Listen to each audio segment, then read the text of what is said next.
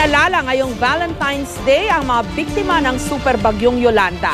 Ang mga batang survivor naman nakipaglaro ng football sa kanilang sikat na bisita na si David Beckham. May report si Mark Zambrano. Ang mga sanggol sa Regional Health Office ang agad na pinuntahan ni international football superstar David Beckham pagdating sa Tanawan, Leyte. Personal na binigyan ng oral vaccine ang dalawang bata. Maging ang mga nurse sa health office, kinumusta ni Beckham. Bumisita rin si Beckham sa Santo Niño Elementary School.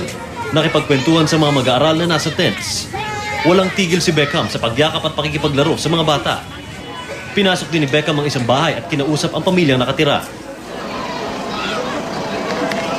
Nakipaglaro pa sa kanila ng football si Beckham.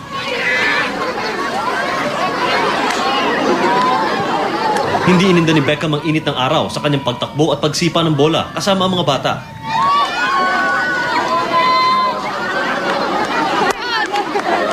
Sinakay pa nga ni Beckham ang isa sa mga bata sa kanyang balikat. Si Beckham ang natatanging English football player na nagwagi ng league titles sa 4 na bansa.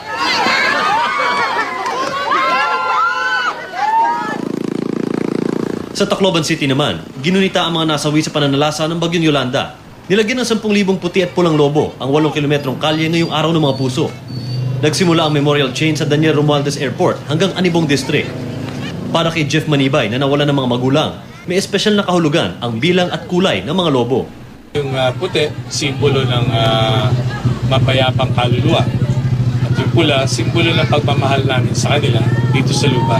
Ang kailangan lang namin ngayon, sana na magpatuloy po ang tulong na pinadadala papunta ng Silangang Kabisayaan dahil napakalaki pa po ng pangangailangan dito.